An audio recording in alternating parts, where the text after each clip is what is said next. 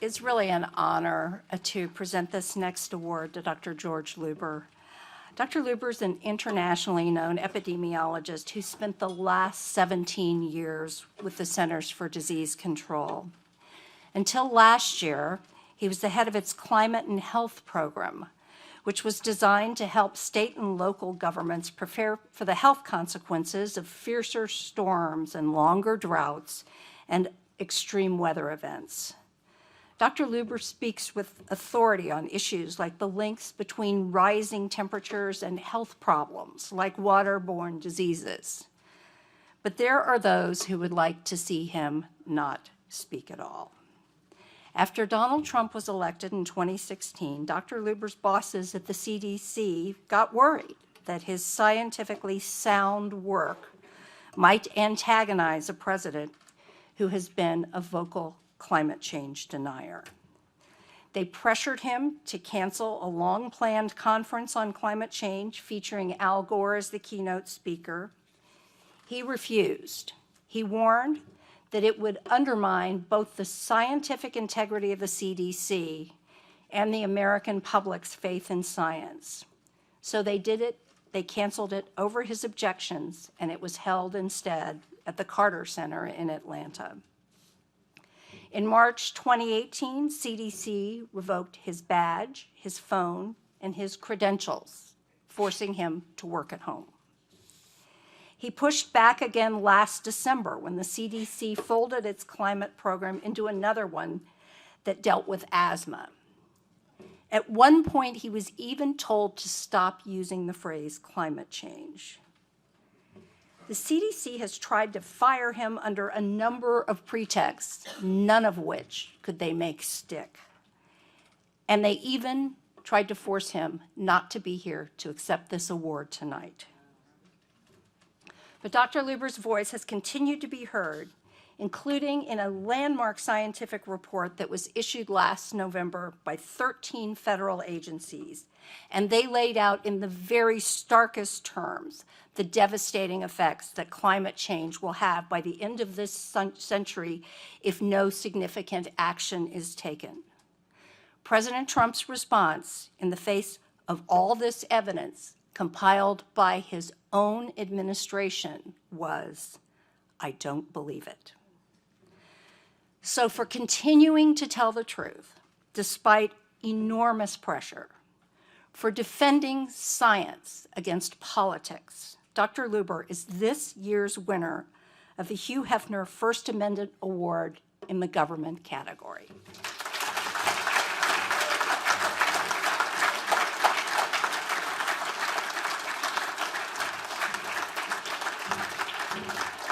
Thank you so much. As I was sitting there, I said to myself, damn, I've got to go after Christian and Grace.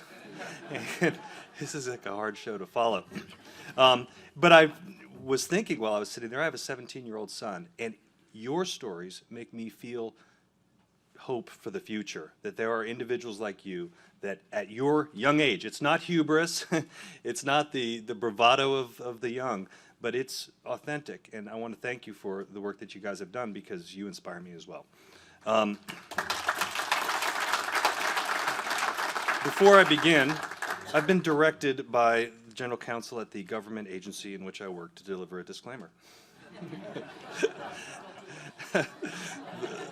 The following words are those of my own. They represent my own opinion, not the position of the Centers for Disease Control and Prevention, and I'm speaking on my own behalf and not for the government. Okay, so if there's any CDC folks in the room, I think I'm clear on that. I never wanted to be here. I don't think I want to be here. I am frightened to be here, but I have the courage given to me by those around me that I should be here. I never wanted this award. I never wanted any media attention. All I ever wanted to do was conduct the science that I've been trained to do and have been able to do for the last 17 years. Actually, the agency that I work for, the CDC, didn't want me here as well. They didn't think it was a good idea. As part of the procedure for accepting this award, I had to fill out a form, approval to accept an award from an outside foundation, which I filled out in conjunction with the foundation and with my lawyers, and we followed the rule of the law, and it was quickly denied. and we had to intervene, and I couldn't believe that the agency actually denied me the receipt of a First Amendment Award for speaking out on my First Amendment rights. And I actually told them that. I said, do you really want me not to get this award? Because that's going to make a bad story. And they said, okay. But only after the intervention of the great folks at PEER, Public Employees for Environmental Responsibility, did we get the reversal that allowed me to accept this award. My, I guess, former job at the CDC was, as mentioned, to research and document the threats to health that climate change poses. I've been a lead author for the UN's Intergovernmental on Climate Change's Fifth Assessment Report and a convening lead author for the third and fourth U.S. National Climate Assessments. I've actually given talks at this exact podium before on this same subject for the National Climate Assessment, so I was glad that you guys had it here. I've written over 50 journal articles and the definitive textbook on the subject. I'm not bragging, but I've spent my adult years dedicated to this issue. This is something I'm passionate about. After 14 years of research, I'm here to tell you that it does pose a grave threat to public health. Not only the health, but the livelihood and livability of humans on this planet. I feel that in some regards, my job has been to document in minute detail the slow demise of human survivability on this planet. I'm not kidding.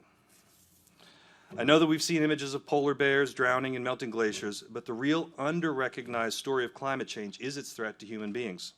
It isn't about polar bears, plants, or penguins, but really about people. It isn't some distant threat at some distant date. It is a real and present danger now and in our communities. It's about impacts that are already being felt right now, close to home. It's about massive heat waves that can kill tens of thousands of people, of shifting distributions of mosquitoes, ticks, and wildlife that will introduce new diseases to new areas. It's about unchecked wildfires that will darken the skies, about ozone and aeroallergens that will send scores of children to the hospital with breathing problems. It's about massive algal blooms that contaminate our drinking water, and about threats that we have just barely begun to understand, and we have a lot of work to do. Unfortunately, I'm unable to continue this work. In the fall of 2016, just after the election, I was ordered to cancel a large meeting on climate change that we had organized at CDC. We, in my infinite wisdom, had decided Al Gore would be a great keynote speaker. The meeting was to happen 3 weeks after the inauguration. My supervisors thought that the optics and timing of this event were bad and that I should call off the event. I challenged this decision, but they canceled the event anyway. I argued that wouldn't canceling the event cause more press than actually having the event in the first place? Nobody cares about a science event at CDC. And just have it, and nobody will notice, especially since nobody seems to be at the wheel around the corner. But as soon as I challenged this decision, I found my access to speaking engagements, media requests, television appearances abruptly halted. I was called into the director's office and told to stop using the words climate change. Luber, can you find some other way to talk about it? Call it extreme weather. I said, it's not extreme weather. It's about all kinds of things. Find some other words to use. I thought this was ridiculous and refused. We needed to stand by the science and not pay attention to politics. Not long after, I was served a termination notice that detailed a long list of interesting, fabricated, anonymous, and false charges. Only through the dedicated work of a group of lawyers at a watchdog group named PEER, Public Employees for Environmental Responsibility, and the timely reporting of the New York Times was this farce revealed, and I was able to retain my job. However, while I'm still employed, I'm unable to continue the work that I've dedicated my career to. In fact, I'm actually prohibited from entering the CDC campus that I work at. I'm on what you call a BOLO list. Be on the lookout. I'm not kidding. I've seen it. It's a sheet of paper with a mugshot, and Luber's not allowed in. Which means that if I try to enter campus, I'm stopped by security, myself and my car are searched, and I'm not allowed on campus. I work full-time at home. My yard looks really good. I've been given numerous detail assignments in positions that I have little knowledge of nor interest in, and with training or expertise in. I've been stuck in some dark corner of the agency, hoping it'll eventually go away. I will not.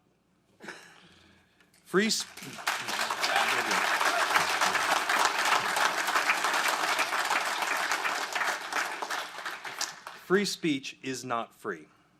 While it might appear like a profound act of individual courage to speak out against injustice, censorship, and political oppression, the fact is that no one can go through this alone, especially myself.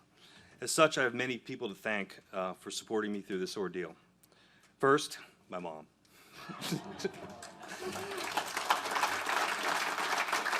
Miss Maureen Ward, for being my mom and always believing in me since I was very young, telling me and giving me the encouragement to always pursue my dreams. Thank you, Mom. Second, to the love of my life, Miss Bree Langford, for pulling me out of a dark hole, kicking me in the ass, and telling me that I needed to fight and stand up for what I believe in, and doing it with such amazing compassion and love. To the extremely talented and dedicated people at PEER, Public Employees for Environmental Responsibility, especially Kevin Bell, the true hero of my story, who has worked tirelessly for this cause. Also, Jeff Rook, Susan Sargent, Tim Whitehouse, Peter Jenkins, Paula Dinnerstein, who back up Kevin on this case. I'd also like to thank Laura Turner Seidel and the Turner Foundation for her incredible energy and advocacy on environmental issues and for supporting me on this. She has been truly amazing. Finally, I'd like to thank Hugh Hefner for his legacy that he has left, and Christy Hefner and the Hugh Hefner Foundation for this award, and for their truly heroic efforts in protecting free speech and the First Amendment. I'm truly humbled. Thank you.